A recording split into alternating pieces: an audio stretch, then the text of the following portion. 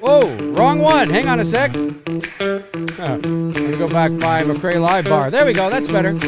Hey, what's going on, everybody? What's happening? What's shaking? The date today is Tuesday, July the 8th, 2025, 7:13 p.m. Eastern Standard Time.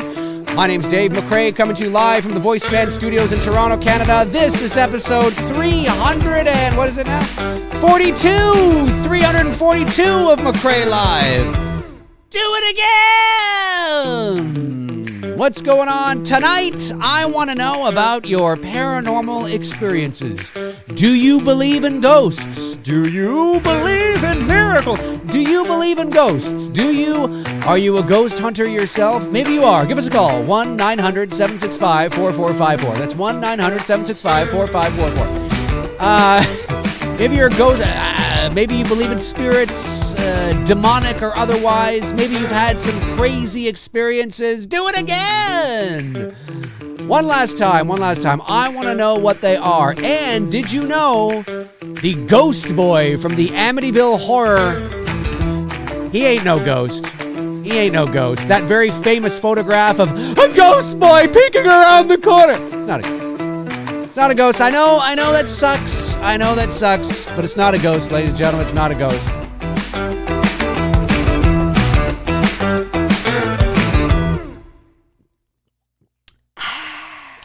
What's going on, everybody? Welcome to episode 342 of McRae Live. Thank you for joining me. And I appreciate you all being here. And I would like to, I want to kind of have a paranormal show today. Obviously, the announcement I made a few days ago in regards to the development campaign for the house on Port Robinson Road, which I'm very excited about, is I should put that in the that link into the chat. I'll pin it to the chat just because why not? Let me just do that here. 1 second. Let me just go over to my posts. Let me get that post. I forgot to do that earlier. Okay, there we go. Go over to the chat room. Put it in there like that. That's good. I'm going to do that. And then I'm going to pin this post at the top. So that is that link that's pinned to the top of the chat. Click on that link if you want to be updated, if you want to know when the campaign goes live. So the campaign's going live on, a week today, next Tuesday, July the 15th, 2025. But we are busy, our lives are busy, and, things are crazy. But if you want to be notified when the campaign goes live, just click on the link on that pin post, and it'll take you to the pre-launch page, and you can put in your email address, and then you don't have to worry about it. You don't have to worry about when's it going live, when's Dave going live. You'll be notified, and I'd really appreciate it. We've already had a bunch of people sign up already. Amazing. Thank you. And I'm very excited about it. So I thought, why not do a show today on the paranormal, considering that's what the house on Port Robinson Road is about to one degree or another. It's about a little more than that, but it's certainly, it's got the paranormal in it. So I thought this would be a fun show to do today, and just kind of open up the chat room, see what you guys have to say in regards to any crazy experiences. And I don't know. are you? I hate to say the word believer because, as I've often said on this show, on this channel, that having a belief in something is not evidence of that something's existence, right? You can believe in God, but your belief is not the evidence, right? You know what I mean? And so, and that's true really with anything at the end of the day. But I am somebody who does, for lack of a better way of saying it, believe.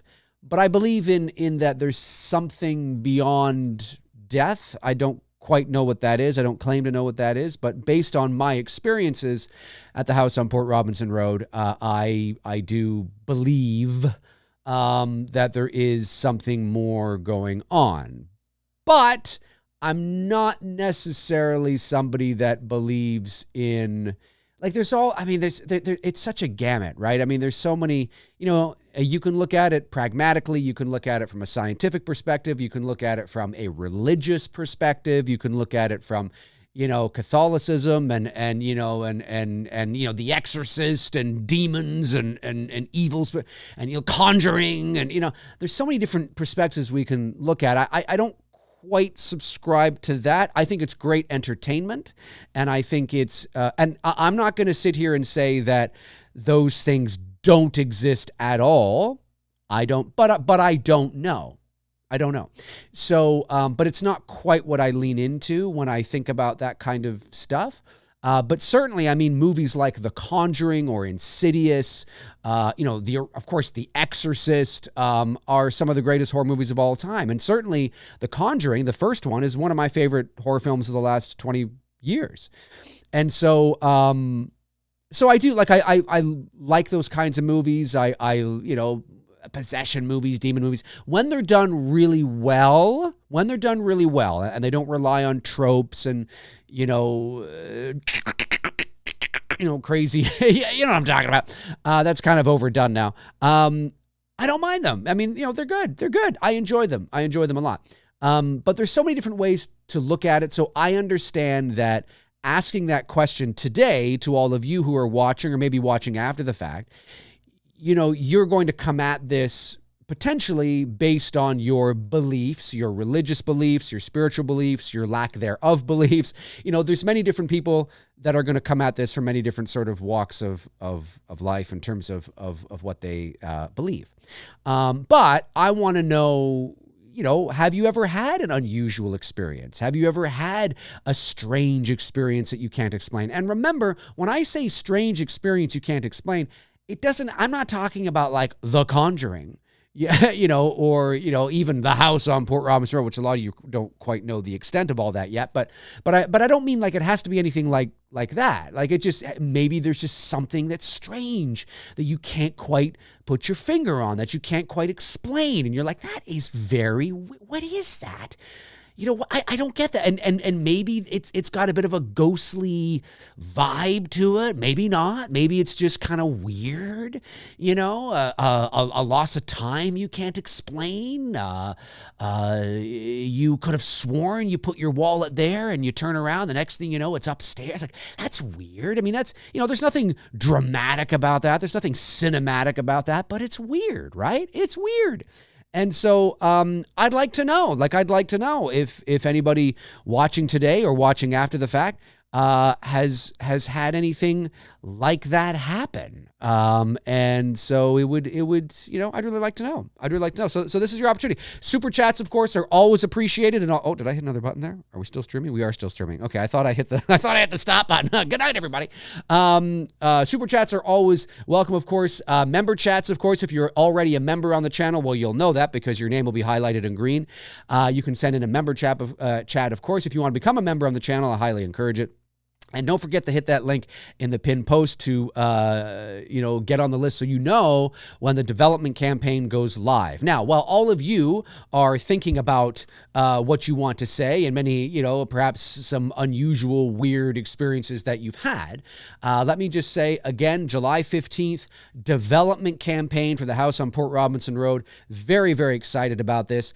I did make posts about this, but it's important because some people have asked me. Some people have said, I thought you didn't, I thought you said you didn't feel you could crowdfund, for this movie. It's important to reiterate that this is a development fund campaign. So this is not for the production budget. I mean, it's going to be live, so if anybody wants to drop a couple $1 million, I mean, you're more than welcome to.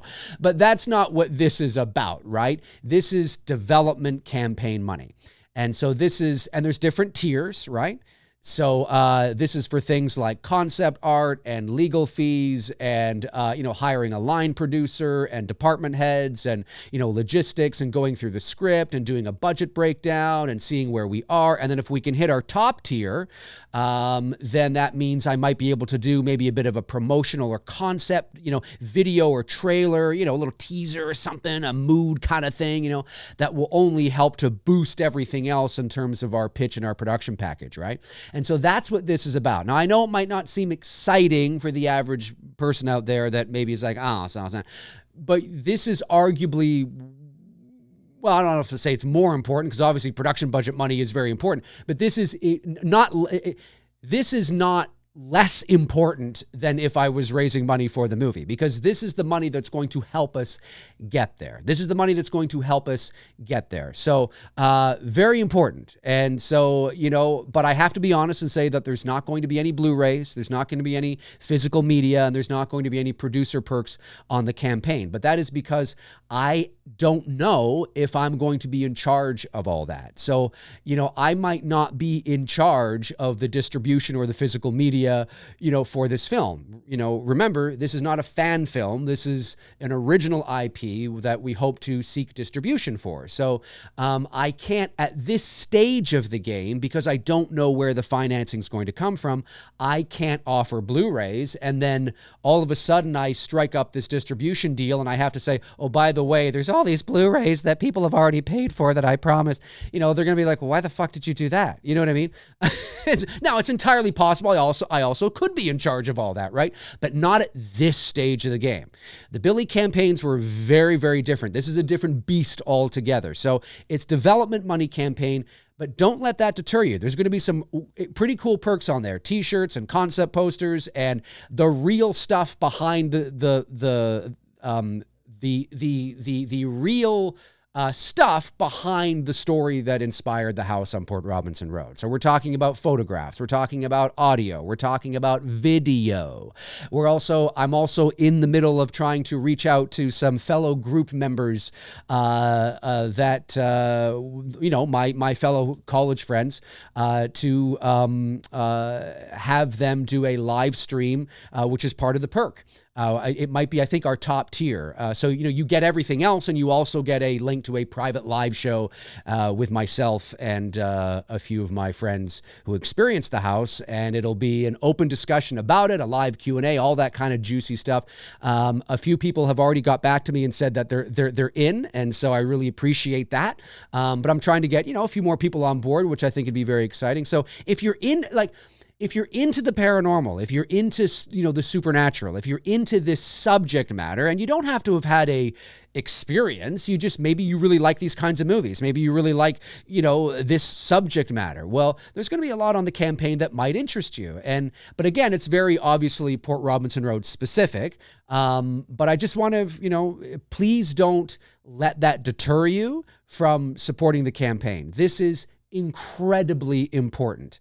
Incredibly important. This is what's going to get us into a position where, we can actually get financing for the film. That's how important this money is, because it's going to refine things. Like the lookbook is already in great shape, but it's going to help refine it and polish it and tweak it just a little bit more. And like I said, if we can hit our top tier, then I'll be able to potentially do a concept little teaser or trailer. That's going to bolster it. You know what I'm saying? Get a line producer on board. Figure out how much is this actually going to cost. Concept art. Pay for the legal fees. I have to hire a legal team, and so. These are the things that is going to, are going to get those things started. So you're getting in on the ground up, like on the true ground floor, And that's really cool. I mean, that's really cool. So I know, people it might not seem as exciting, but it may not be as exciting to look at, but it's arguably more important. And so anyways, the link is pinned to the top of the chat. That's the pre-launch page. There's a few little things in there as well. There's also a video on my channel that's called The Story Behind the Movie. I don't know if anybody wants to put that, maybe Brandon could put that into the chat. There's a link. Don't leave the show. I mean, just click the link and have it off to the side and remember it. But it's called the story behind the movie, and it's 5 minutes long. It's not very long. Come on, I know we're in the TikTok generation here, but you can take 5 minutes out of your day, and you know what? Watch it while you're taking a shit. Watch it while you're taking a shit. There you go. That's fine. And that sort of just talks a bit about, the story that inspired the film, and things like that. But I'm very excited about all this. But again, your support is going to mean a lot. We're looking to raise, I did bump it up from 50 to 60,000 Canadian. That's the top tier. And the reason I did that was because I really am hoping maybe I could do a concept promo, trailer. But the goal, the Indiegogo goal, is going to be 20,000 Canadian, so about 15,000 US. And I set it a bit lower so we can hopefully get it into in demand, and then we can move towards our stretch goals so that when the campaign ends, it doesn't really end. We can still contribute. You know what I mean? Exactly like the It's Me Billy Chapter 2 campaign, but not as much money. And so I'm not looking to raise as much, as that, but that's just because this is for development, right? And so 20 is the first tier. That's going to help with things like concept art, legal fees, and all that kind of stuff.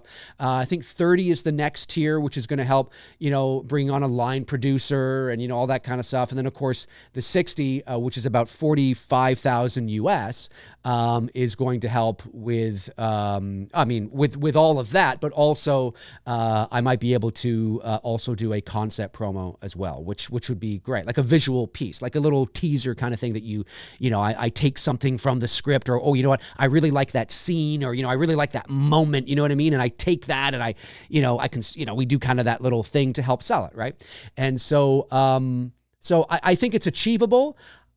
I don't know how well this campaign's going to do. I'm going to be honest with you because, again, it's not to make the movie. It's to help us get into a position where we can receive financing to make the movie. So it's a bit different, but I'm hoping I can lean on all you guys again. And remember, it doesn't take, if you have a hole burning in your pocket with a lot of money, that's amazing. But at the end of the day, it's not about people dropping bombs, although I do appreciate the bombs. It's about a lot of people coming in low. So, if 500 people all bought a t-shirt, we'd hit our first tier, no problem, right? You know what I mean? And so, that's what it's about. And, I'd really appreciate it. I appreciate the support, because this is, again, for all of you out there that were like, oh, when are you going to do something original? Well, this is it. This is it. This is an original film. This is not based on anything. This is not a fan film. This is not a sequel to anything. This is an original horror film written and directed by me.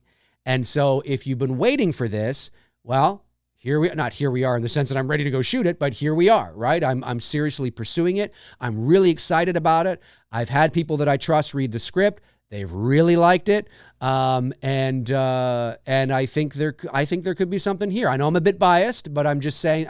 It's art, right? Not everybody's gonna like what you do, but I just mean that I'm very excited about it, and I want to be able to have the opportunity to do it, right? To show you, it's my dream.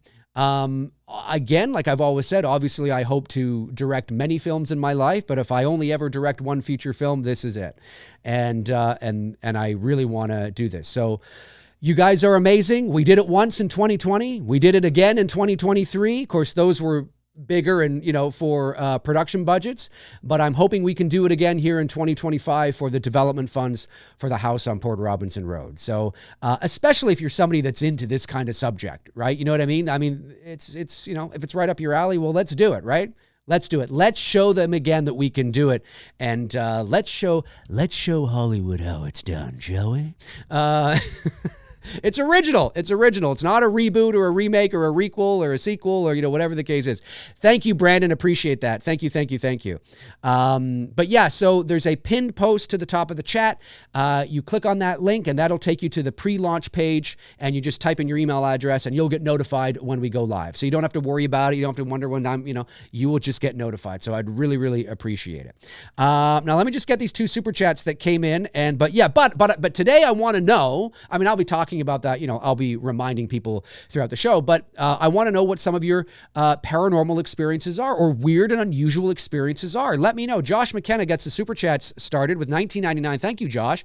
Very much appreciated. Says, when I was 7, I thought I saw a woman on the school playground holding a phone. I looked away for a second, and when I turned back, she vanished. Now, do you mean when you turned back, she vanished? Like in front of you, or when you turned back, she had vanished, like she's gone? I think that's probably what you mean.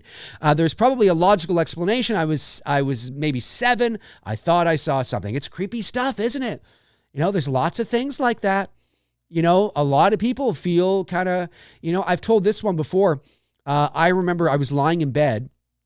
This is, I was, so this is maybe 15 years ago. I'm lying in bed and my television in my room, I had woken up, I think in the middle of the night, but I know I was awake.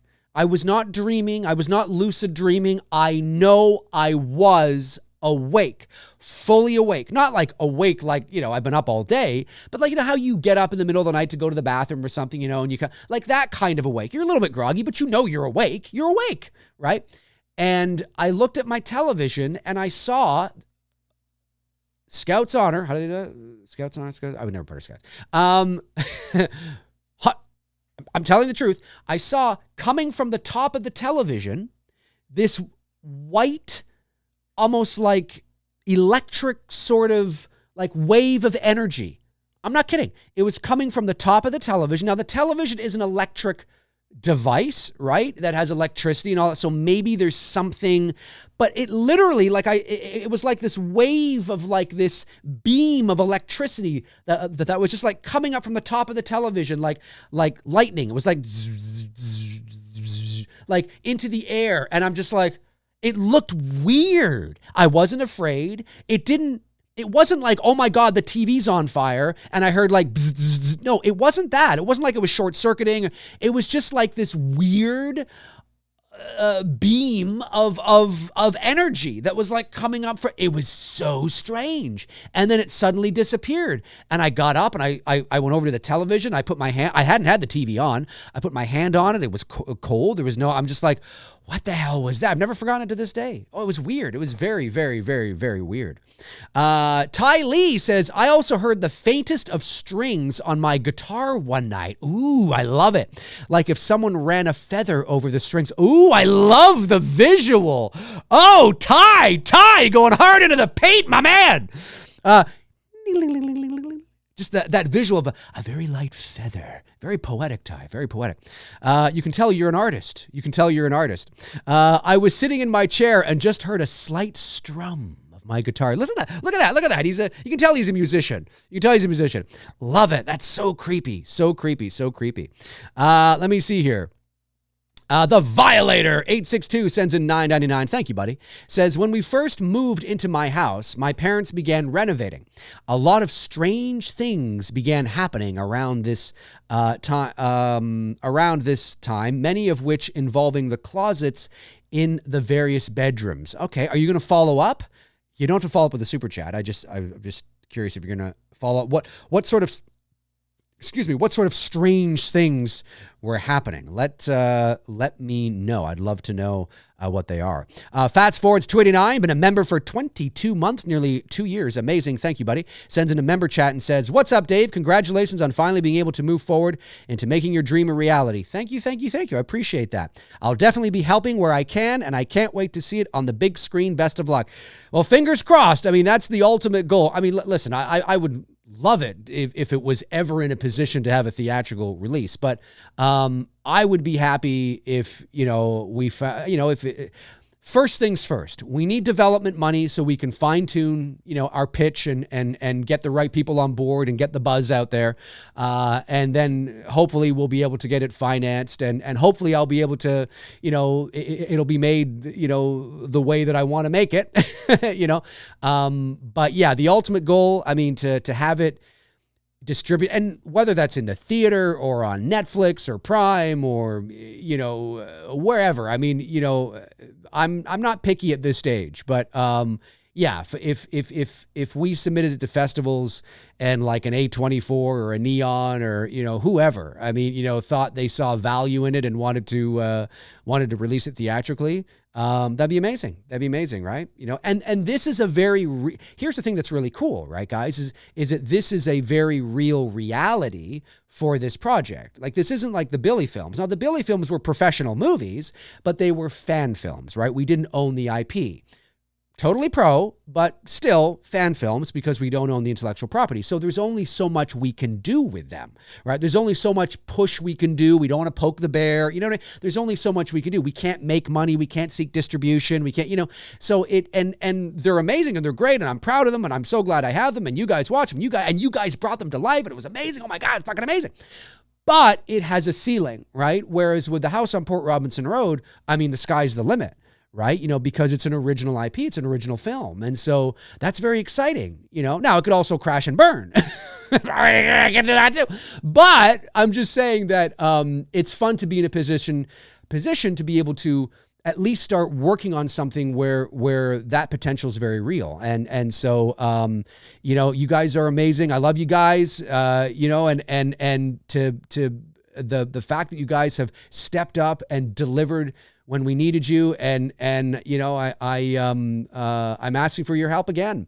And because I'm really excited about this. And thankfully, like I said, we don't have to raise as much. I'm not asking for as much. There's 3 tiers, 20,000, 30,000, 60,000. That's Canadian. So for you guys in the States, it's 15,000, 22,000, and like 45,000 or something. So again, much lower than, the Billy 2 campaign, but still enough money to really put us in a position where we can really start some real great momentum at this early development stage. And so, because one of the things that I really want to have in my corner as well, obviously, is, a legal team. And so, because that's very important. It's very important. And it's cool that, that you guys get to be in on it. Do you know what I mean? Like, that's kind of cool, It's kind of cool. I think it's cool. Let me see here. Fast forwards, $4.99, just a little something for the channel. Thank you. Appreciate that. Gory Tiger says, we were watching TV, and I turned around and looked at the doorway to the kitchen and saw a shadow figure, get the fuck out of here, standing there. And then I turned back to get a second look, and the figure was gone. Amazing. You know what? I think there's something to these, what they're known as like shadow figures, right? I think there's something to this. I really do. And I don't mean that in a woo-woo Hollywood Blumhouse sense. Not there's anything wrong, Blumhouse. I just mean, because, and I've told this before, but like I said, it bears repeating because you brought it up. So my friend Beth, who I knew in college, who I still know, but who I met in college, the year I had left, so I did 2 years, I was gone. The second year, she was working at the front desk, and I'll just sort of give you the Cliff Notes version. But it was late one night. She's working overnight. She comes out of and this is not strange in the sense of that the residence that I lived in, the dorms that I lived in, the res, there were rumors that it too was also haunted. And that could be a whole other movie. I mean, that could be a whole other, like, there's the house on Port, but that could be a whole other thing. Maybe even a TV series. That might be interesting. But I kid you not. And every year, and I found this out because weird and unusual things would happen. And people would hear their names being called. They would think they see somebody in the corner of their eye. Impressions on their beds. Just lots of weird, things. And I remember when I went to the front desk and I asked the general manager at that time, I think this is first year, and I said, is there anything weird? And she said to me, every year, so this is before I even arrived, she said, every year there's always at least a couple of students that come down to the front desk and ask about it. So that goes to show you that it's not just me. So there's something going on in the residence. Like, what's going on? No students died. There was nobody that did, what the hell are you supposed to say now? Off themselves? No. Unalived themselves? Is that what you're supposed to say for the algorithms? Anyway, you know what I'm talking about. Nobody had done that. We don't know what's going on. It was weird. Anyway, just so you all know, right? And so anyway, so fast forward, I'm gone. It's time. I've left. My friend is still working the shift there, and it's late at night, and I'm only going by what she's told me. She comes out of the what was known at the time. I don't know if it still is, but was known at the time as the games room. The pool table, arcade games, things like that. So she comes out of there and she looks down the hallway, the same hallway where my dorm room was, and at the end of the hallway was a student, a long hallway, right? You know what I mean? It's like a hotel hallway, right? So at the other end of the hallway was a student who was just about to go into his dorm room. And behind him, she saw what looked like a shadow figure step out from around the corner, kind of look, and then stepped back. And she froze and was like, what? Like, she said, what the fuck was that? Like, it wasn't a person. It was like this something. Now, the crazy thing is that the guy who was obviously closer to it than she was, turned and looked. So he saw it. So it wasn't just her imagination. So he looked and then looked back to my friend at the other end of the hall and said, what the fuck was that? And then she said, so you saw it too.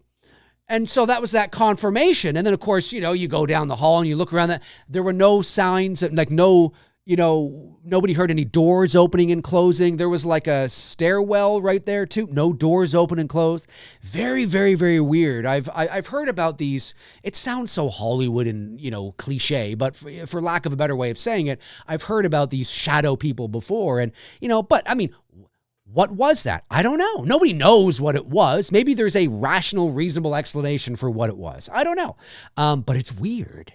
It's weird and it's unusual. And, it's strange. It's very strange. And, but I also think it's important that we, as I've often said, more often you have to be skeptical. Everybody should be skeptical. There's a difference between being skeptical and being cynical. You see, being cynical, it doesn't matter what evidence is presented to you or what, it doesn't matter. You've made up your mind when you came out of the birth canal. You know what I'm saying? I mean, it doesn't matter. You're cynical. That's different. Being skeptical, you have to be skeptical because if you're not skeptical, you're gullible. And nobody wants to be gullible, right? Nobody wants to have the wool pulled, over their eyes and tricked, right?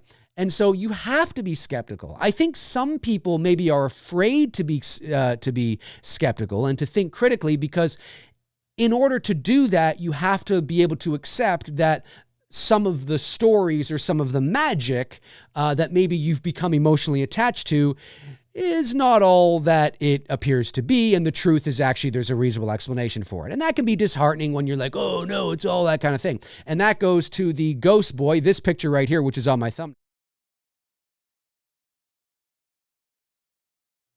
That famous picture right there of the ghost face that was ghost face. That was that's one of the DeFeo boys that was murdered in the Amityville horror house and blah blah blah. Well, it's not. It's not. It's actually Paul Bartz, not Paul Blart. Paul Bartz, who was part of the investigation team led by Ed and Lorraine Warren. The photo was taken during an investigation of the Amityville house in 1976. The figure in the photo later identified as Paul Bartz wearing a distinctive pattern shirt. Some investigators believe the image was a hoax, while others remain it's a genuine photo of a ghostly apparition. I don't believe it is a ghost. I believe it is Mr. Bartz because when you examine the photo, when you actually get your hands on a photo that is not crummy quality and you're able to actually analyze it in Photoshop and take a bit of a look at it, you can tell that the glowing eyes are not actually glowing eyes at all. They are reflecting off of a pair of glasses. And Mr. Bartz did wear those exact glasses. And you can kind of see the same kind of shirt, and there's a photo of him wearing that shirt. So, but for some people, that's hard to believe. They don't want to believe that because no, that's the ghost boy. That's the little boy. I don't know what his name is. Bob DeFeo. That's him. Oh, no, Robert DeFeo was the actual killer. Jake DeFeo. I mean, they don't want to believe it because it kind of ruins the mystery. You know what I mean? But in order to get to the truth, if the real truth, not the live in some sort of, live in this perpetual state of just, cool, creepy things. If you want to actually know the truth, you have to be willing. You have to be willing to accept that maybe some of those crazy stories you've become so attached to over the years that share so much cool mystery actually aren't all what they seem. I'll give you another example. So when the whole house on Port Robinson Road thing was going on, now keep in mind, if you know this, okay, great. But this is 25 years ago. This is long before social media and smartphones, and we were like 22 years old. So, maybe we're a little naive if you know this sound. Okay, great. But nonetheless, there were times where we'd be over at the house and we'd hear what we would think is this. Now, it was a little sensational. So we all were like, wait a minute, hang on a sec. But it was like this. Like somebody, it's like, what? It sounds very cliche, right? but it's true, 100% true. And we're like, what is that? It was just another really, really weird thing.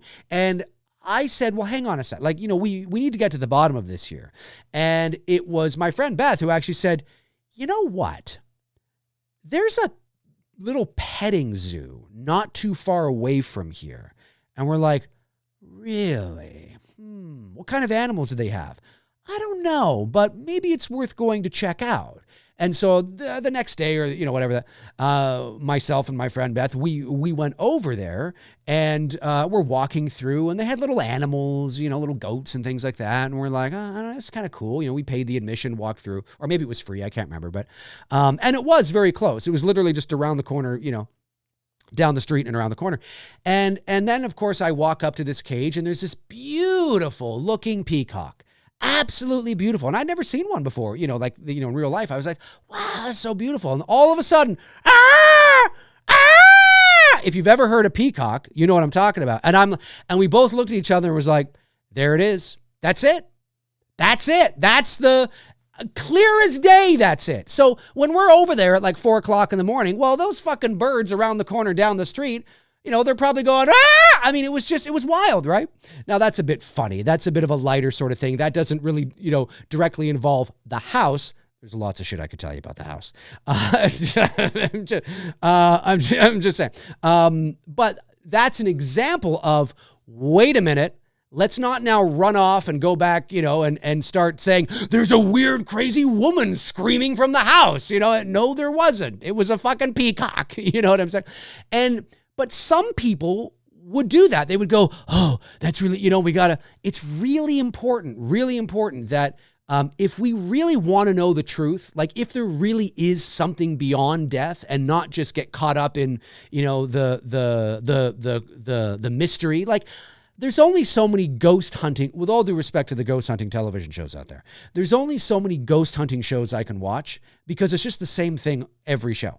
And now we live in an era where most of it's probably bullshit. Most of it is sensationalized for the sake of entertainment because they have to do that. They have to entertain. Oh my God, you hear that? Oh my God, did you hear that? Ah! And then cuts to commercial. It's like, shut the fuck up. Like, you know, I mean, if you've ever been on a ghost hunt, most ghost hunts are boring as shit. Okay? You know what I mean? But of course, for television, you got to do that. You got to have it. Shh, quiet, quiet, quiet, quiet.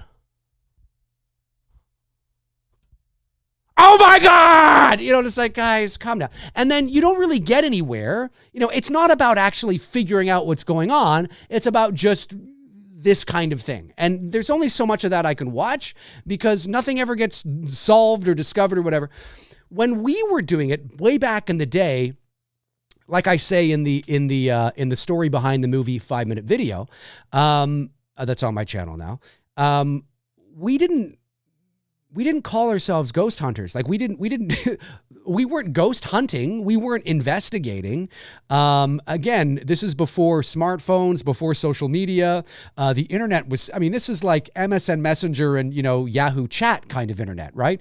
And so this is very, very, very early and way before Ghost Hunters and Ghost Adventures and the explosion of those kinds of shows. And so, you know, the things we experienced, we weren't doing it for the cameras. You know, we weren't, it's not like the stories that really happened to us that we're telling and that inspired this movie. You know, we weren't doing it for the airwaves. Basically nobody was watching. There was nobody that was watching, right? It was just us.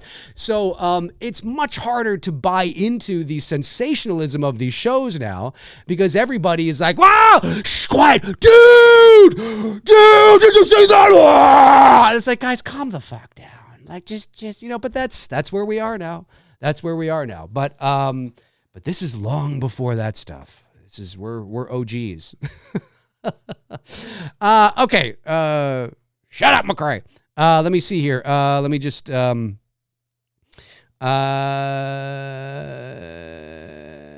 me see here. Fast forward to 29, a number member. Oh no, I got that one. Oh, sorry. I'm a little behind here. My apologies. Oh, wait. Oh, some more super chats. Thank you so much, guys. I really appreciate that. You guys are awesome. Let me just get these so I don't forget. Oliver Mercer sends in 10 pounds. Thank you, Oliver. Says, I experienced in 2012 my grandfather visit me. Ooh, I love it. I love it.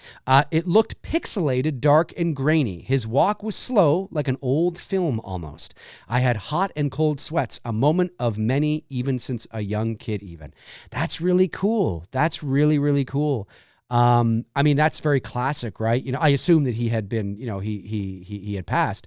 So, you know, I mean, there's lots of people that claim to see, you know, dead relatives, their mother who's just passed. You know, I'll never forget, and I've told this story before, but my mom was a very spiritual person. Like, I'm not a religious person, and neither is any of my family. We didn't go to church. I've actually never been to church. I mean, I've been to churches for funerals and weddings, but I've never been to church. I don't go to church. I've never been to Sunday school, anything like that. I don't have anything against it. If that's you, that's great. I just didn't grow up like that. And so, but we were always very sort of, you know, spiritual, right? You know, talking about ghosts and life after death and weird, you know, we always had, you know, that kind of relationship. And my mother was my biggest fan in everything I did. And she's the one that wrote in that birthday card that I had that says, you know, this whole house has touched my heart, and you know, you need to bring it to life. I've shared that birthday card on my channel. Of course, that means extra to me now because she's passed. And coincidentally, today is my mother's birthday. And happy birthday, Mom. Wherever you are, happy birthday. This is her photo right here. Her photo sits on my desk. There it is. There's my mom. There's Patricia. Yay, Mom. Yay, Mom. Photo sits on my desk right there. Today would have been her 81st birthday. She died at 67. She was so young. But anyway, I remember before my mother passed, I remember saying to her, you know, you got to let me know, you know, you got to let me know, you know? And I remember having a dream, and it's just a dream, right? This isn't evidence of, you know, but it's still a cool dream. And I remember I had a dream, and it was a bit of a regression dream because I was in my house in Ottawa where I grew up as a teenager. And I didn't live with my mother there. I lived with my father there. So it was a bit of a regression dream in that sense because I hadn't lived there at that time, probably about 12 years, 13 years. And so that's where I lived in the 90s. And I remember I'm going to paraphrase this because it's, you know, a little bit hazy now, but I remember it started off in the basement, and my brother was there. One of my brothers was there, and he handed me a cell phone, and it was Mom on the phone. He's like, Mom's on the phone. I'm like, what do you mean Mom's on the phone? Like, Mom's dead. And then so I take it, and I couldn't get the reception. And so I came out of my basement, and I walked up the stairs, and then I walked into the kitchen, and I walked up the next set of stairs to go to the top floor. And I walked not into my bedroom. I walked into the master bedroom where my dad and my stepmother would have slept. I didn't see my dad there. Didn't see my stepmom there. It was just my brother, one of my brothers. I think it was my brother, Neil. And he didn't live there, you know, he was just there all of a sudden, you know, in the dream. And then I could hear my mom, and I'm like, Mom, and again, I'm paraphrasing this, but it went something like, Mom, you know, Mom, is that really you? And all I could hear my mother on the other, end of the phone, saying is, yes, David, yes. And then I said, I think I said, like, is it real, or is it, you know, and she goes, yes, David. And I said, where are you? And she said, I'm back. Now, I didn't take that in that moment to mean that she had been reincarnated and she's back on Earth. It made me, like, in the moment in the dream, and you always have to go with your first gut sort of, you know, reaction, right? Because you don't want to think about it too much, because then you start to think about things that may not be.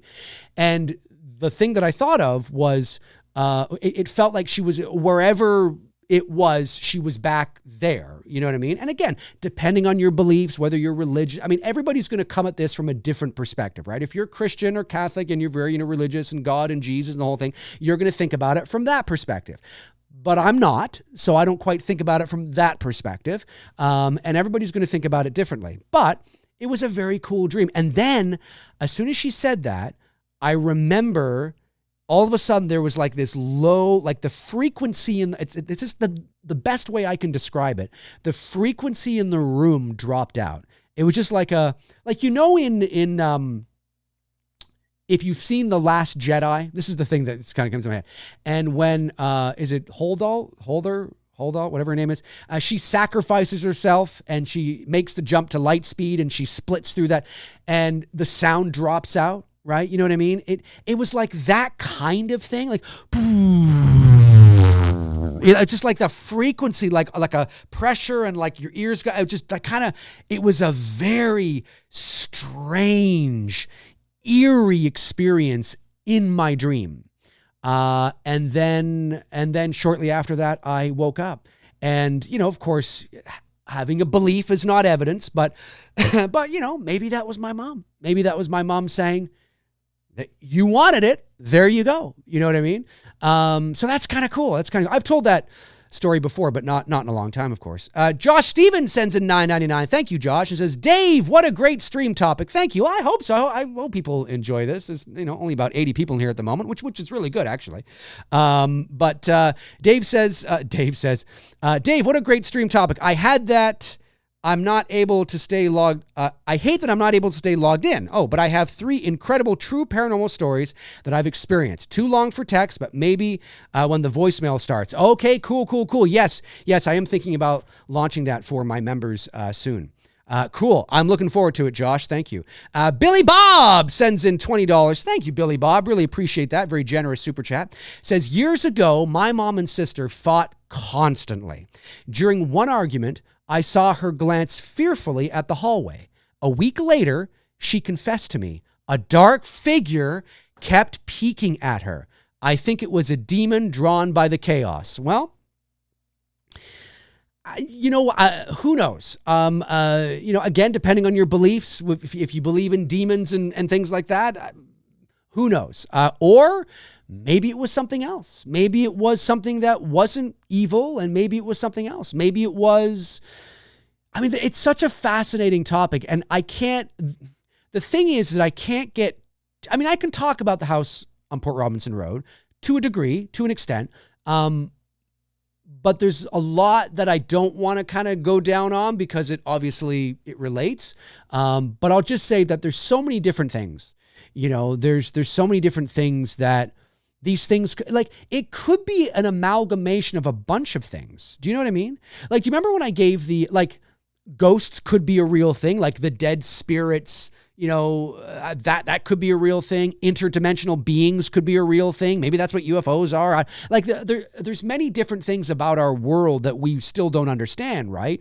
And so a lot of these things could be very real. We just don't understand them. And they could be that shadowy figure that, your sister saw, or the shadow that my friend saw at the end of the hallway. You like to think, oh, maybe it's a demon or a ghost. Maybe it's neither, right? Maybe it's neither. Maybe it's very real, but maybe it's neither. It's like the analogy I use where, we live in a 3-dimensional world, right? We live in a 3-dimensional world.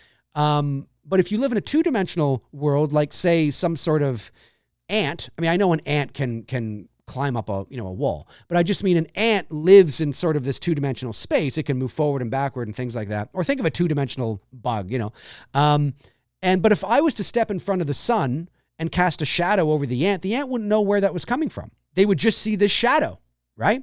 Because I'm in a 3-dimensional space affecting his 2-dimensional sort of world. Now, he lives in a 3-dimensional world, but I just mean his point of view is very 2-dimensional.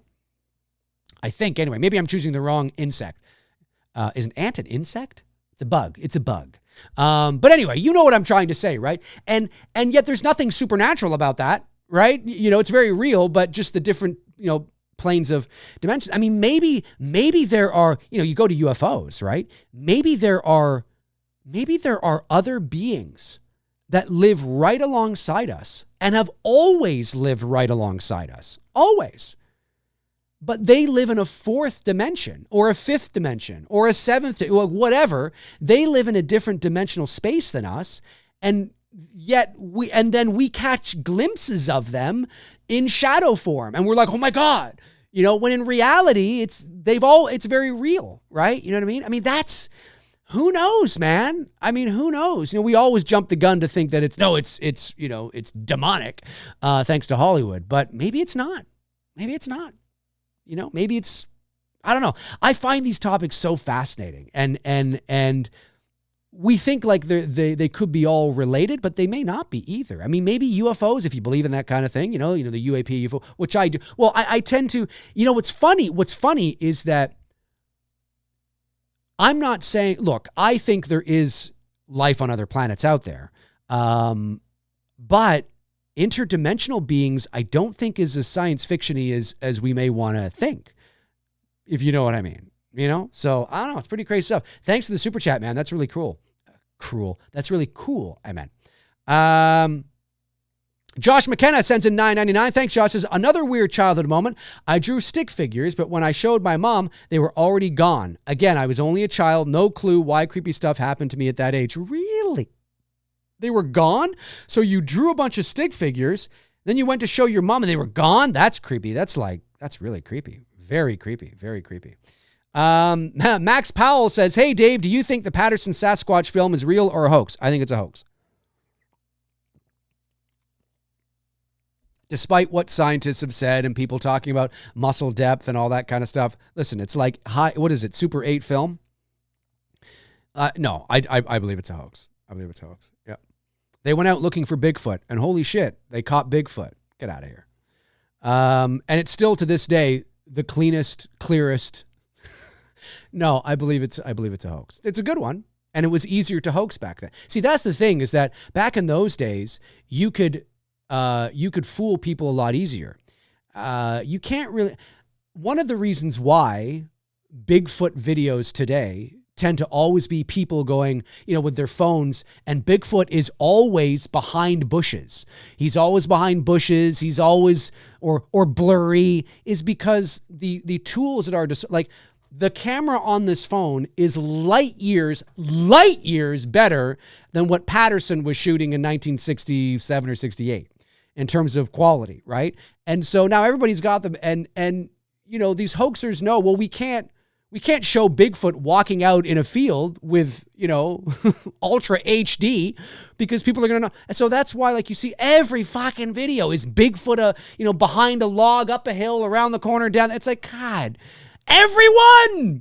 It's like, God. I love that. I forget who first said it. I think it was a comedian. Was like, I'm starting to think that maybe, just maybe, Bigfoot is blurry. Maybe he just is blurry. But no, I think it's a hoax. Hang on, guys. Sorry, the chat's moving. My apologies. Hang on. Josh McKenna, member chat, thank you, says, would you do Indiegogo watch streams like you did for Billy? Those were fun. I loved when you go excited. Would you do hour-long stream, kind of like Billy-a-thons, except for Port Robinson? Probably not. I mean, it depends, right? If the campaign is really struggling, then I have to do something. I have to figure out maybe new perks to add or do a thons or something. But this is not, probably not. Like I'm hoping we can at least hit the first tier, right? The first tier is going to be 20,000 Canadian. That's 15,000 US. And that's going to get us into In Demand. And then we have the two stretch goals, right? So I believe in this community. I believe in you guys. And I know there's many of you out there that want to see this film come to fruition. I know there's many of you out there that want to see, me direct my first feature-length horror film.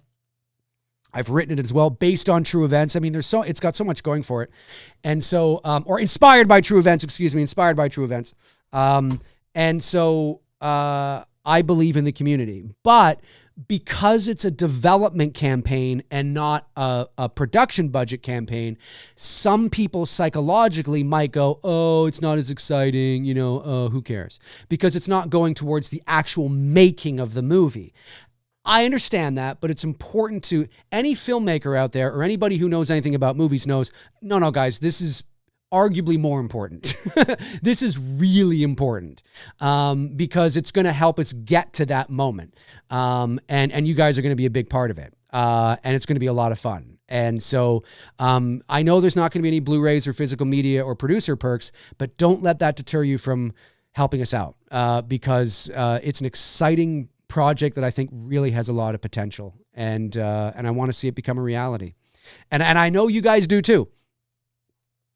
Let me see. Evil Alex says, I like ghost hunting YouTube channels, going out just filming at abandoned places or grave sites. Yeah, they can be fun to watch for sure. For sure. Yeah. I mean, some of them are a lot of fun, to watch. But, it's just in today's day and age, depending on how big of a channel you are, like there's so much bullshit and it's so easy to fake things now. Again, when we were experiencing the house on Port Robinson Road, this was long before smartphones and social media. And so the experiences we were having, we weren't doing it for cameras, we weren't doing it for an audience, and so it was a very, very different time. The world was very different. I mean, this was before 9/11, Bill Clinton was president, was he president? Oh yeah, no, he was. He was. Because George W. Bush didn't take over until January of 2001. So yeah. So, this is a long time ago, Bill Clinton, I did not upset. I mean, he was still president. This is how long ago it was. So, nowadays, I mean, they're fun to watch. Those channels are fun to watch, but I just have a hard time. I can only stomach like maybe a couple of episodes. And I'm like, okay, guys, like enough. Whoa, running down hallways. Go. It's like, fuck off. But they have to do that. And if it's a show, their producers will tell them that. And they know that. And some things have come out about those shows since then. Yeah, we ham it up for the audience. Yeah, because anybody who's actually been ghost hunting, right? And again, we didn't call ourselves that way back in the day, but it's become a real sort of like almost hobby, for a lot of people. Anybody who's actually been ghost hunting in abandoned places, it's not like that. It's kind of boring. It's kind of like making a movie, it's kind of just, it's not glamorous, and you could go, folks, there were many times we went over to the house on Port Robinson Road and nothing happened. There were many times we went over to the house on Port Robinson Road and nothing happened. And so, and that happens. There are also many times where that wasn't the case, but I just mean that there are many times where it just, nothing was happening, So, I can only stomach those shows because it's entertainment. It's entertainment and they have to entertain. Let me see here. Let me just scroll. I just want to make sure I'm not missing anything. Brandon Collins, what's going on? One of our great moderators here, Brandon Collins, says, 100% non-believer, he says. 100% non-believer. But I had a dream about an ex from high school where she wanted to have coffee and say goodbye. I woke up, Googled her, and discovered she had unalived 6 months prior. Eerie. Ooh, very, very, very eerie. That is eerie. That is very eerie. Wow, that actually would make, and I say this with all due respect, but you'll know what I'm talking about. You'll get it. That would make a great little short film or something. You know what I mean? Brandon, get on that, Brandon. Very moving and emotional. My condolences. I'm sorry to hear that. Look, there's lots of people that, I think it's good to be skeptical, right? Because again, if you're not, you're gullible. I think it's good, but I do believe, that there is more going on. There is something going on. That's not me saying I believe in, poltergeists and demons and The Conjuring. That's a whole other thing. But there's something going on here. And like I've said, it could very well be a very natural part of our world, and it just seems supernatural to us because we don't understand it. But I do believe that there is something that survives the process of death, and what that is, I don't know, and I don't want to go too far into it, obviously, or I'll be talking about my movie. But hey, that's fair. That's fair, right? That's fair. That's eerie. Well, I mean, you know what? There's no explanation for it, but maybe there was something. Maybe there was something. We don't know. That's quite moving. Let me see here. I want to get some people I haven't got yet. Yeah, Next Gen says, I find it funny when ghosts are supposedly said to have been wearing clothes, as if apparel has a spirit, or there's an afterlife clothing store. Yeah. Well, and a lot of scientists will and non-believers will point to that as well, right? Why are they wearing clothes? Well, I don't have an explanation for that, but it could be a perceptual thing, right? It's not that they're literally wearing clothing, right? But it could be how things are being perceived. Like, for example, I mean, I've talked about this, obviously. It does appear in the movie. That's not a spoiler because obviously, it's not the only thing, but, the famous EVP, the don't EVP from the house on Port Robinson Road. I don't know where that came from. I don't know what that is, but I know what it isn't. And it's not me, and it's not Beth, and it's not the other friend that was there because we didn't say anything.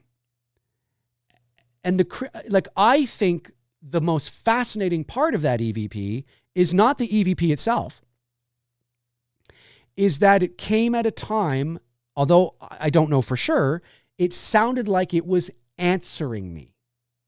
And yeah, I know there's people who have little EVPs that answer. Okay, but I like to think bigger picture. What does that mean? Right? What does that mean? Could it see me? Like, to your point, Next Gen. It was Next Gen, right? Yeah. To your point, well, how can it see you without eyes? What does that mean? I don't know. I don't have the answers. And I'm not saying it was answering me. I'm just saying when I say, do you think we should go check upstairs? And then we hear, don't. It kind of feels like it's not a leap to make to make the connection of it. Kind of sounds like it was telling you not to go upstairs, right? And so, but if it was telling me that, if it was answering me, that means whatever that is, I'm not saying it's a ghost. I don't know what that is, but whatever it is, it means it had awareness, which means it was aware that I was there. Well, what does that mean? Right? Like that's fascinating. And that's kind of, those are the bigger existential philosophical themes that I'm really interested in now, and of course play obviously a big role in the house on Port Robinson Road. And so it's fascinating, but it could be a perceptual thing, right? It could be a perception that it's not actually ghosts wearing clothing. It just could be how one is perceiving them. Perhaps, and how that works, I don't know. Anybody who tells you they know how it works is lying to you, because nobody knows how this works. And I'm the first one to say, I don't know how this works. Just based on my experience in my life, I do believe there is something going on, but I don't quite know what that something is. It's fascinating, ladies and germs. Let me see here. Logan Reynolds says, Dave, I dream of my dead grandparents and that they are back in my life. Very cool. So cool, because I'm telling them about everything they've missed since they've been, and it's great to hear their voices. Logan, that is so cool, man. That's really, really, really cool, dude. That's, wow, that must feel like you're catching them up. Like, well, you never know. You never know. That's pretty cool, man. Thank you for sharing that. That's pretty cool. Let me see. Brandon Barry, what's going on, Brandon? Says in $9.99. Thank you, Brandon. Where are you here? Oh, where are you here, Brandon? There you are. Says, the closest thing to paranormal I experienced was a near-death experience. Okay, that's pretty crazy. Where I had a seizure and had no pulse. What I was told, and a pro athlete prayed over me, and I woke up. Hang on. So you seizure, and I had a no pulse that I was told, and a pro athlete prayed over me, and I woke up. Do you remember anything? Like, was the athlete part of that actually didn't happen, and that was part of the near-death experience? Or how does, that's, do you remember anything when you were like going through the seizure or anything like that? Do you remember anything? Thank goodness you're okay. Alex Shambach sends in $9.99. Thank you, Alex.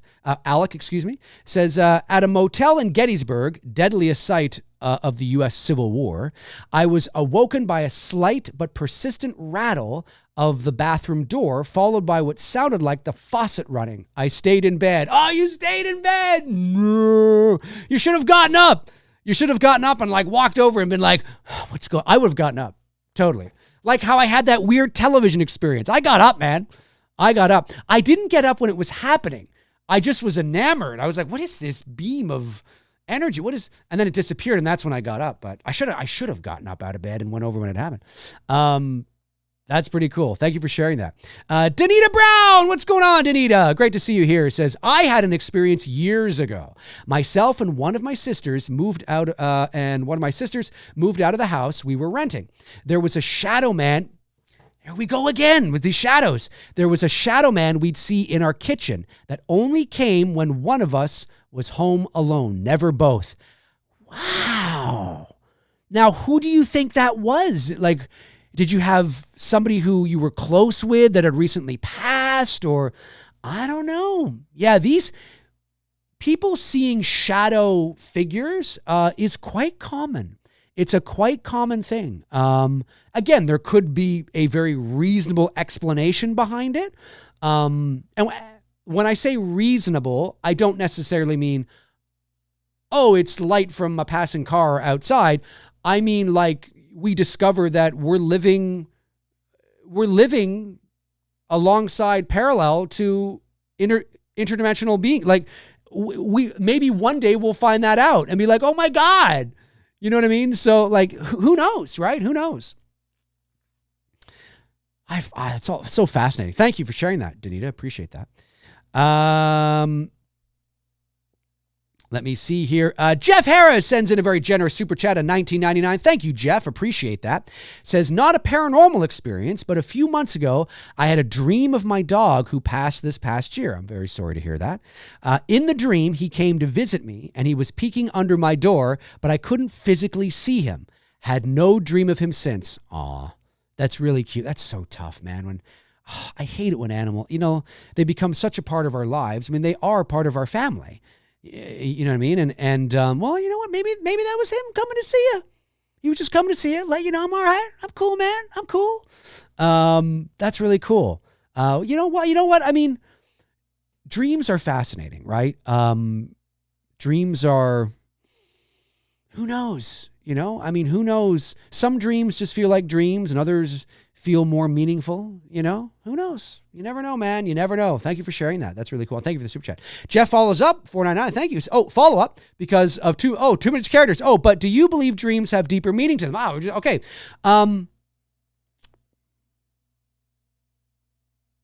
Yes.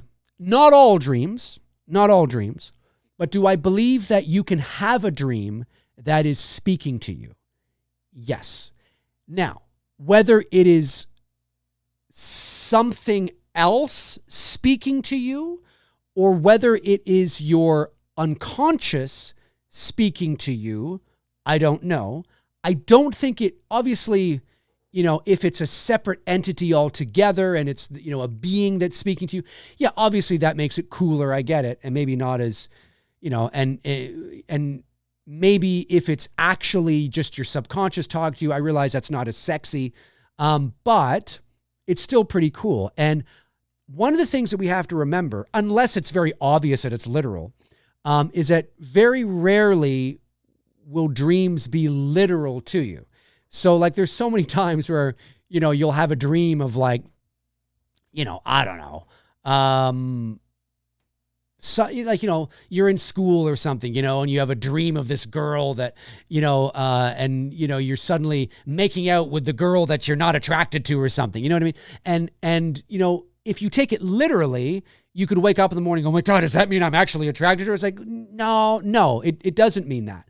There's more to the interpretation. There's more to your dreams will always come to you in symbols and images and feelings. And it's very important too, whenever you dream of people or whenever you dream of things, or you feel like go by that first instinct. Like, what do I think of? What does that mean? Oh, I heard in my dream a date, or I heard in my dream, Bob said to me, watch the faucets on Sunday at 6, well, that seems so, what the hell does that mean? What the feeling you get when you hear that, what does that mean?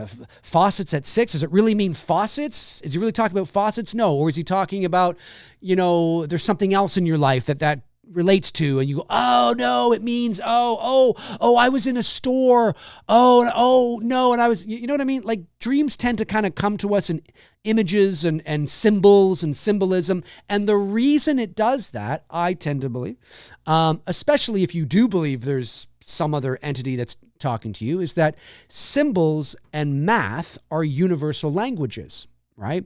And so a lot of the times, that's how we would communicate with somebody who doesn't speak our same language, is that you would speak mathematically or in symbols, right? And because they're more universal. Well, math is definitely universal. Symbols can be much more. Symbols are much more universal than language, right? And so, anyways, I'm not a dream expert. I'm talking maybe a little bit out of my depth here, but I think you know what I'm trying to say. But yes, I do believe that there could be something to dreams, for sure, 100%. Not all dreams. I mean, sometimes they're, it's random. But I think, we've all had profound dreams that tell us something, and maybe it's our deep subconscious coming to our conscious mind and letting us know, the truth of a decision or a thing we've been thinking about, or, a person, we're wondering about, or, a life that, who knows, right? But that's still fucking cool. I mean, that's still pretty cool. But yeah, no, I do. Oliver Mercer, 20 pounds. Thank you, Oliver. Says, what are your thoughts towards the Shroud of Turin that's been proven to be the Shroud of Turin? Over 2,000 years old, as its 3D properties. Blood and every groundbreaking, undeniable evidence of Jesus' resurrection moment by science. I don't really know, Oliver. I am not familiar with it, so I don't know about it. I'd have to look into it. I'm sorry, I don't really know, so I can't really answer the question, but I appreciate the super chat. Let's make sure I get them. And then Billy Bob, $5. Thank you, Billy. Says, if you believe in an afterlife or spirits, do you think it's possible God could be behind it all? Well, I think it depends. You have to define, what God we're talking about, right? You're talking about the Christian God, the Muslim God, the Hindu God. There's many, many, many different gods around the world. And when you look into religions, many religions tend to borrow from each other. And so I'm not a religious person. And so I didn't grow up reading the Bible or anything like that. I don't have anything against it. If that works for you, that's great. You do you. But for me, I'm not a religious person. I tend to, and again, having a belief in something is not evidence of that something's existence. But I tend to believe, based on my experiences, like I said, that there is something more beyond death. But I don't see evidence yet of there being an all-consuming God. Do you know what I mean? Like, at least in the more Christian, theological sort of, sense of, we see him depicted. There's a white man with a beard sitting on a cloud, caring about every decision you make, that kind of thing. I don't see any evidence of that. And so that doesn't mean it's not true, right? I'm saying I don't know. Like, I'm saying I don't know. Jesus and God and he and all that could very well be real. I don't know if it is. And so I'm not going to go out and say it is because I don't know. But I don't see any evidence for it on my end. But I do see evidence based on my experiences that there is something, that consciousness, awareness does seem to survive the death process, at least for a period of time. And I find that incredibly fascinating. And those are the kinds of things that, that I'm really interested in, and it's very exciting. So when you say, is God behind it all, you have to be more specific, right? I don't know what you mean. I mean, I know what you mean, but there's lots of gods, lots of religions. Everybody has a God. And so, which God, who, right? It's kind of crazy. Let me see. Robert Kitzmiller. What's going on, Robert? Becomes a number 2. Thank you, Robert. Appreciate that. Let me see here. Warren Armour says, I visited a castle in Ireland. I saw a woman dressed in 16th century clothing. I was curious if she worked there, and as I walked toward her, she literally disappeared. No. Like in front of you? She dematerialized in front of you? Is that what you're saying? The strangest thing. That's really cool. That's really cool. Folks, again, we're launching the Indiegogo campaign for development funds for the house on Port Robinson Road a week today, Tuesday, July the 15th. There's a pinned post or a pinned comment to the chat. If you click on that link that's pinned there, that will take you to the pre-launch page. Put in your email address and you'll be notified as soon as we go live next Tuesday. I'd really appreciate that. And also there's a link on that pre-launch page as well, but the video is also on my channel. It's a 5-minute video called the story behind the movie, where I talk a bit about, the real story behind Port Robinson Road. And so you can check that out as well. Rob Lucas says, when I was a child, I could swear in the middle of the night, I saw a glowing white apparition hovering over my cousin while she was sleeping in the other bed in the room, but I was not threatened by it. Fascinating. Did you guys just finish watching Poltergeist or Ghostbusters when Dan Aykroyd had that apparition above him? That's pretty cool. That's pretty cool. Let me see here. Let me scroll. Okay. Have I got all the member chats and super chat? Let me just go back to the other. I just want to make sure I'm getting everything. Okay, yes, I think I've got it. I think so. Let me just double check. I think so. This is a great discussion, guys. I'm loving this. Loving it. Okay. Robert Kitzmiller says, I had déjà vu where I could recall everything that was about to happen. Who hasn't had déjà vu? It's really, really creepy, right? That was about to happen in about a 5-second period, a door opening, an item on the counter, and a person saying something. One of life's weirdest phenomena. I couldn't agree more, Robert. I couldn't agree more. Déjà vu is so weird. The two biggest déjà vu experiences, I mean, I've had it multiple times in my life, but the two biggest déjà vu experiences I've had in my life would be the first one. I remember it was my first year of college. So this isn't the year that the house on Port Robinson Road, the whole Port Robinson Road thing. That was my second year of college. But my first year of college, I remember during, Frosh week, like that first week, it's the week that everybody's moving into res, getting settled. School hasn't started yet. And I remember I went cosmic bowling. Cosmic, like bowling in the dark, right? We've all done. I don't know if we've all done that, but you know what I'm talking about, right? You got the black lights, everything is lit up. There's funky music playing, and it's fun.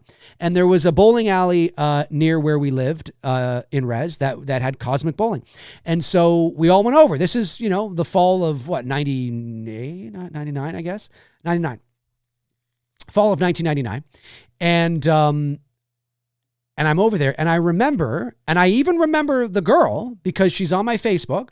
I haven't talked to her in years. If she ever sees this, her name is Sarah Cashel. Cashel? She's married now, so it might not be. But hello, I hope you're doing well. She was such a hoot in first year. She was so funny. And anyways, I remember I don't know if we were on the same team or what was going on. I think she had just bowled and now it was my turn. So I got up from the chair, grabbed the bowling ball, and she turned around and she was walking towards me. And instantly in that moment, I had massive déjà vu. And it almost was to the point where I knew where I knew this from. Like her, the way she was walking to me, the cosmic bowling, the black lights, the fluorescent, how it looks in there, the cool lights, just instantly. And it lasted like 3 seconds, and it's gone. But I knew that I had dreamt it. I had a dream that I was going to experience this. It was like within like the last year, I was like, oh my God, that dream I had, it was exactly this. I dreamt of you. I didn't say that in the moment, but I remember thinking that it was creepy. It was really weird.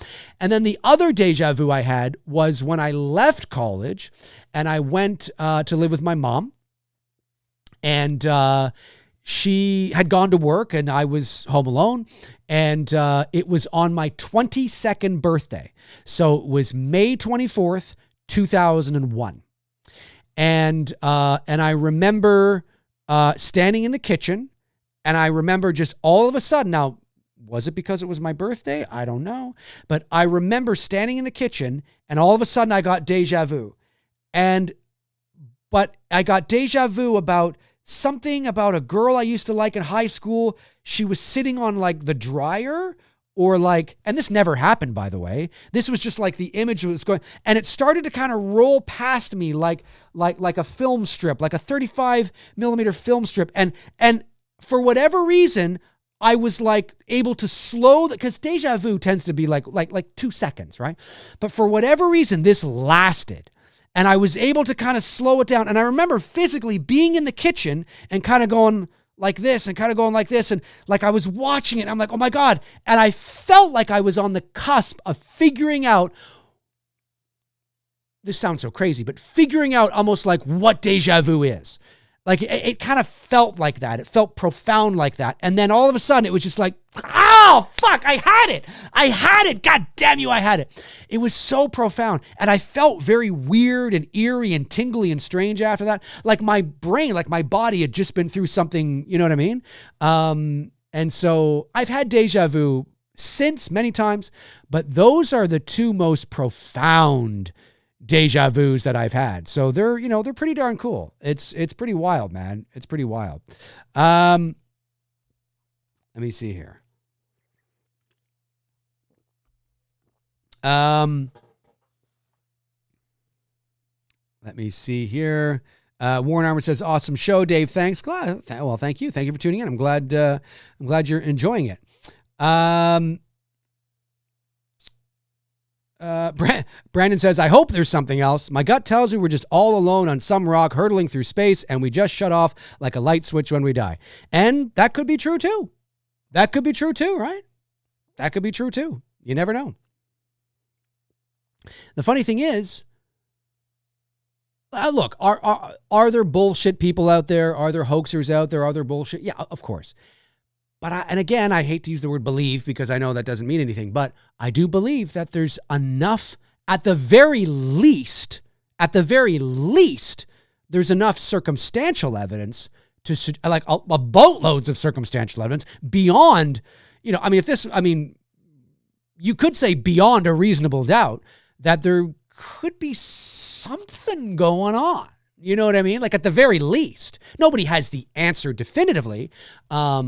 But, yeah, it's pretty crazy stuff. Josh McKenna, thanks, Josh, says, I had a couple of déjà vus a few times. It was wild. Yeah, it's really creepy. It's crazy, isn't it? The Violator says, adding to my original super chat, an experience that really haunts me is when I woke up one night to see all three of my dogs standing completely still next to each other, staring at my closet doors. Now that is pretty darn creepy. That's pretty darn creepy. Yeah, that's pretty darn creepy. I'm not gonna lie. That's pretty darn creepy. Yeah.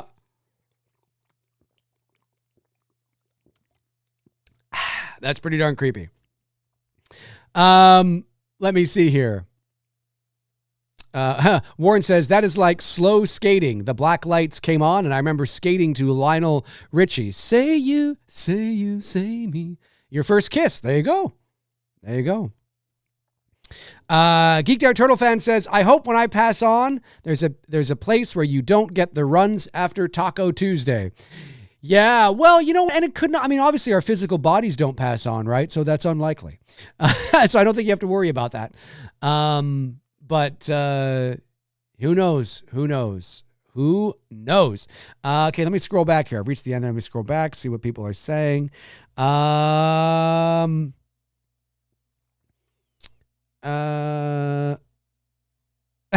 Brandon, my sleep paralysis demon is just Corey Feldman telling me how awesome his new album is. Or doing Michael Jackson. Corey Feldman actually doing Michael Jackson. That's a whole thing right there too, of course. That's a whole thing right there too.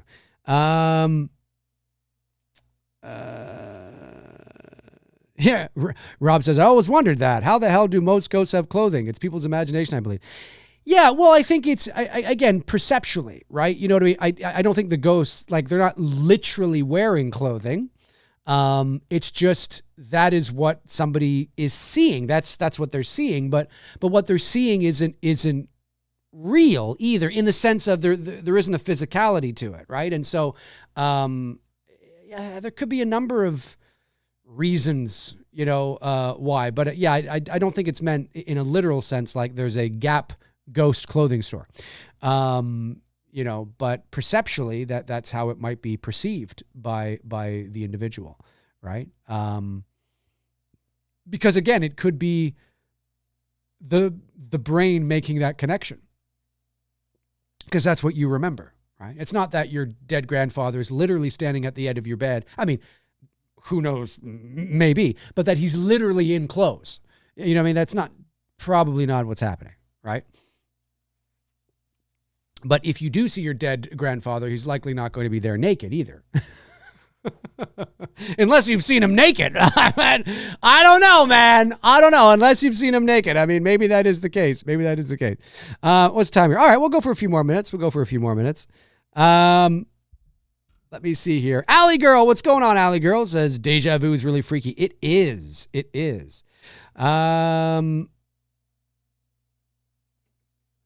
Harley Bliss, what's going on, buddy? Says, hey, Dave. So my own paranormal experience years ago, and I was at home with my dad and my cousins chilling, and out of nowhere, we all heard my mom's voice say, hey, what you doing?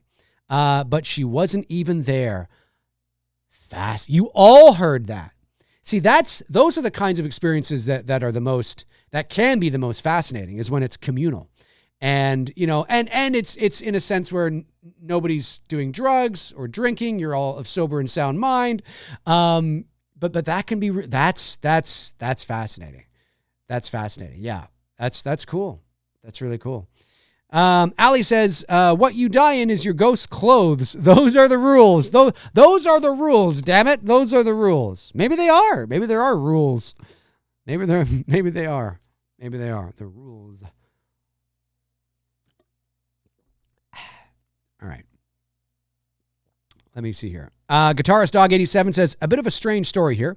Once when I was a child, I slept out in the living room and woke up around midnight to see what I had described as green glowing portal on the wall the size of the door. And you were awake. I presume you were awake, right? Fascinating. I think the reason why I think there's something, again, one of the reasons why I think there's something going on is, and I've told this before too. Now, when talking about the real story about the house on Port Robinson Road, there were all these Christmas cards that were there, and they were dated in the 1970s. Now, at the time, this would have been like 20 years prior. Now it's 50 years, but at the time it would have been about 25 years. And to make a long story short, I took one of the Christmas cards, or I remember the name from one of the Christmas cards from the 70s, and it was Ella Kyle. And now, again, at this time, this is before social media and smartphones. The internet was, again, when I say it was in its infancy, I don't mean like, archaic. I just mean, if you were around in the year 2000 in the late 90s, you know what the internet was at that time, and it certainly wasn't. It's not even close to what it is now. So I remember looking up the name Ella, and I found it. Anyway, I forget how I did it, but I found that she worked at a store in an adjacent town about 20 minutes away. And I was like, what? But I didn't know if it was the same person on the Christmas card. I had no idea. I just found the name. And so I called the store, and I asked if she was there, and she came on the phone, and I don't know who this woman is. No idea who she is. Zilch. I've never spoken to her in my life ever. And I made it seem like I was doing a project for school. And because I thought that if I made it sound educational, then she would be willing to help. Like, if you're going to go door to door and ask people what the fuck's going on over at that house, you don't admit, oh, I was trespassing. You kind of, I'm doing this, I'm a broadcasting student, I'm doing this. I wasn't doing that. But we sometimes would do that just as, because people are more willing to help when they realize, oh, it's for school. Anyway, so I gave this spiel about, hi, I'm doing this project and blah, blah. And I said, we're doing it on an abandoned farmhouse that we believe you used to live in over on Port Robinson Road. I don't know if I have the right person. Maybe it's not. And she goes, oh, yes. No, that's me. And I was like, oh, okay, great. I said, well, again, I'm paraphrasing all this, but I said, well, listen, well, this is going to sound a little silly. I said, so my apologies, but well, and in my mind, I'm like, oh my God, she's going to like hang up. I said, well, we have reason to believe that it's haunted. And I kid you not, this is not an exaggeration. This is verbatim, literally what she said. No prefacing, no lead up. She just said, right after I said that, she just went, oh, it is. Now, this is a woman I've never met. I have no idea who she is. This is the year 2000, right? No idea who she is. And then, of course, we had this conversation, and she's like, I've seen things. And I'm like, well, so have we. And so she lived there 25 years earlier in the 70s, right? With her family and all that. She was one of the last people to live there. At the time I was talking to her, I think she was in her 50s. So I think she was probably or maybe she was in her late 40s. So I think she was in like her late 20s or something back, in the 70s. I think she was a college student, but she was going to college in Toronto or something.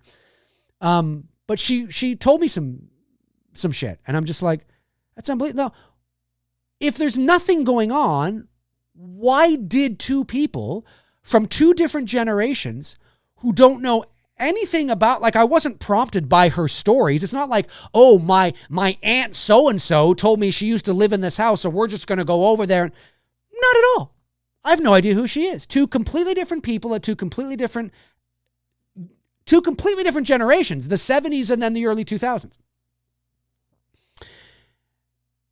I just found that really fascinating. And, and so I think there's something going on. What it is, I don't know. Might have to watch the movie. Well, there's a cliffhanger for you. We got to get the movie going. That's what it's about, baby. That's what it's about. Fascinating stuff. Let me see here. Did I miss any other super chats or member chats, by the way? I know I've been yapping here. I don't think I have. Did I? Oh, wait a minute. I had a couple of Déjà Vu a few times. No, that's Josh. So Josh was the last one. I just want to make sure I haven't missed anybody. Jeff Harris, Alex Shambach, Brandon Berry, Brandon Collins, Josh McKenna, Josh. Yeah, okay. Yeah. Just want to make sure because I get yapping and I don't want to forget anybody here. Let me see here. Next Gen says, kids have a wild imagination. Everything seems so much scarier and more mysterious when you're a kid. Reminds me of Skinamarink. Oh yeah. When you're little kids, yeah, for sure. When you're like 5, 6, 7 years old, oh yeah, everything's scary to you. I mean, for sure. Yeah, absolutely. David James, what's going on, David? Says, I'm not superstitious, but after a horror movie, I stared into a mirror, imagining a face, then it crashed. The pin gave away, but in that instant, I felt I wasn't alone. Coincidences can be terrifying. Yeah, it could have been a coincidence, right? Sometimes coincidences are hard to shake. Like, I don't know, was that a coincidence? There are people out there that believe there are no such things as coincidences. We don't know. Bobby's brother says, Dave, what will that woman on the phone be a part of the film? No. Warren Armour says, oh man, and have Chris Farley as the villain. Yes, Chris Farley as the villain. I get goosebumps just thinking of the possibilities. And what if Marilyn Monroe was Connery's love interest? Warren's going off in a completely different direction here. Oh no, I guess you guys are talking about James Bond. I see. Let me see here. Scroll. What's time? Oh, I'm over. Okay, I'll go a few more minutes. 5 more minutes. I'll go 5 more minutes, folks. 5 more minutes, and I will call it a show. This has been a good show. A very good show. Let me see here. Guitarist Dog87 says, I got a question, Dave. Do you think kids are more prone to seeing ghosts or having paranormal experiences? All my most strange experiences are from childhood. Yeah, I do. Actually, I do. I think it's largely because of, yes, I do. I think it's largely because children are not as influenced by life. And so I think they are more open to,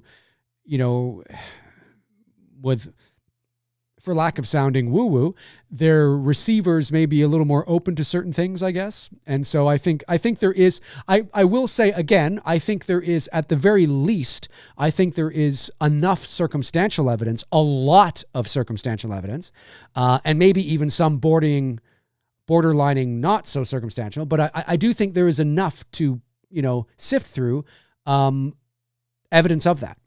And so it's the same with pets, right? So fascinating stuff, indeed.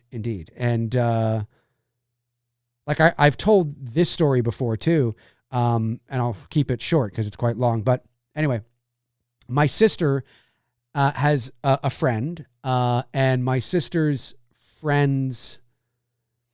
So it was just, okay, I'm going to get, so there was this family that was hanging out, and we know them. And there was this, at the time, she was about, I want to say maybe 5, this little girl, 5 years old. And she had just lost her uncle. Her uncle, I forget what her uncle's name was, maybe Edward or something, began with an E. And they're all hanging out, and this little girl goes to excuse herself to go play, in her bedroom or something. Now, I wasn't there. I believe my sister was there. And this little girl, her name was Chantel, she comes down into the kitchen with a lollipop. I don't know, like a sucker. And the girl's mother was like, which isn't my sister's friend, but the girl's mom was like, Chantel, where the hell did you get that? Not where the hell, but like, where'd you get that? And she said, Uncle E gave it to me. And everyone in the room just stopped. It was like, I'm sorry, because she called him Uncle E. And Uncle E gave it to you? When? Just now. And everyone's like, okay, no, that's not possible. He died. That's not possible. And the mother, looking for reasonable explanations, everyone's like, well, did you not have, she goes, there isn't a sucker in this house. Like, I don't buy suckers. I don't buy them. It isn't in this house. There isn't. She never had one. And of course, well, did he give it to her before he passed away? No, not at all. And she said, and remember, this is a little girl, 5 years old. They're like, no, tell us the truth. Where'd you get it? And she goes, Uncle E gave it to me. He asked, do I want the red one, the green one, or the blue one? I said I wanted the red one, and he gave it to me, and then he vanished. And everyone's like, and then he vanished? A 5-year-old child using the word vanished? Now, does that mean this is all true? No. Maybe there's a reasonable explanation for all this, right? But just to piggyback off of what you were talking about, it was eerie, a very eerie experience for this family. And I don't know that Chantel girl now would probably be, she was maybe 5 then. She's probably 25 now. So I don't know if she has any recollection of that, but, or where she even is in the world now. She could be married with her own kids. Who knows?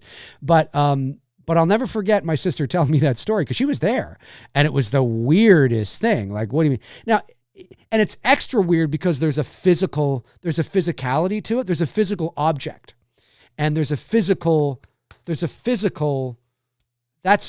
not just this little girl saw her Uncle E. There was almost a physical, which lends credence to actually it being a reasonable explanation. The physicality of it, the physical object, like what did you do? Are there suckers on, the other side or something? I mean, what does that mean, right? Like, so the physical nature of the object lends actually more credence to it there being a reasonable explanation for this. And she was just using her, imagination. But it was still a very eerie story and a very creepy one. He just asked me, do I want the red one and the blue one and the brown one? I told her the red one. Like, she was just like, what the fuck's the big deal? She didn't say that, but that was her attitude. Like, what's the big deal? It was just Uncle E. He just came over, he gave it to me, and then he vanished. Like, I don't get it. You know what I mean? And it's just like, okay then. All right. Well, there you go. So there's lots of crazy stuff. Lots of crazy stories out there, folks. Lots of crazy stories. All right, folks. Well, listen, that's going to do it for me here on this episode of McRae Live. I want to thank you guys for tuning in. If you're watching after the fact, jump into the comment section and let me know your thoughts on anything I had to say here today. But of course, let me know, do you have any weird or unusual, paranormal, ghostly, supernatural experiences that you've had? And they don't have to be crazy. They don't have to be, The Conjuring. And just maybe a weird experience you can't explain, a weird moment that you still don't have an answer for. Jump into the comment section and let me know your thoughts. I would really love to know. Don't forget, folks, I don't know if it's actually in the description or not. I should put it there, but I'm going to put it as a pinned post as well. Click on the link. It's currently in the pinned to the top of the chat for the pre-launch page for the Indiegogo campaign for the development funds for the house on Port Robinson Road. 1 week today, Tuesday, July the 15th, 1 week today. Click on that link. Put in your email address so you get notified when we go live a week today. This is for development funds, folks. It's beginning. Now, again, this isn't for the production budget, but this is for the development budget, and this is a crucial stage in this project. This is crucial, and I need all the help that I can get. And we did it once, we did it twice. I think we can do it again. And so I would really, really, really appreciate it. Guys, you are amazing. Thank you so much for tuning in. Thank you for all the amazing super chats that came, and of course, the member chats. Thank you to Robert for returning to be a member. Really, really appreciate that. Have a great rest of your Tuesday out there, and I will see you Thursday night, actually. Thursday night, Tony and I will be back for our first, speaking of Indiegogo, we'll be back for our first Indiegogo fulfillment perk show for the Billy film with one of our mods, Cody Snyder. Cody Snyder will be on the show on Thursday night, I think at 7 o'clock Eastern. So the episode of 2. So that'll be a lot of fun. We'll be talking about horror and his favorite horror movies and things like that. So tune in then. So yeah, Thursday at 7, Two Dudes episode number 201. Folks, have a great rest of your... thank you, Brandon. Thank you so much. Yeah, how the story began. Amazing. Have a great rest of your day, night, evening, and I will talk to you all very, very soon. Alrighty. In the meantime and in between time, I will talk to you soon. Cheers.